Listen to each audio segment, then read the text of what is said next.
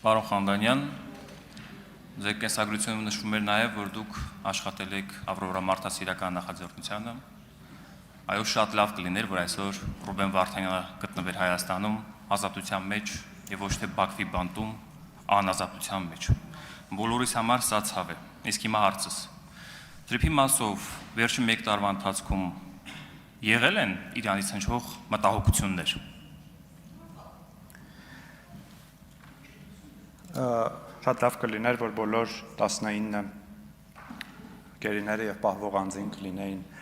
ազատության մեջ, իսկապես։ Ինչ վերաբերում է մտահոգություններին, նախորդ տարվա օգոստոսին, երբ որ համատեղ խաղաղության հռչակագիրը ստորագրվեց, այո, Իրանի որոշ պաշտոնյաներ հայտնեցին մտահոգություններ, բայց դրանից անմիջապես հետո մենք շատ ակտիվ աշխատել ենք մեր Իրանի գործընկերների հետ։ Ես հիշում եմ, որ այդ օրերին փոխարտգործնախարարը մեկնեց Իրան եւ հանդիպումներ ունեցավ, հետո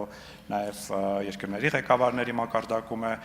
քննարկումներ եղել եւ դրանից հետո կարծում եմ այդ մտահոգությունները պետք է համարել փարատված։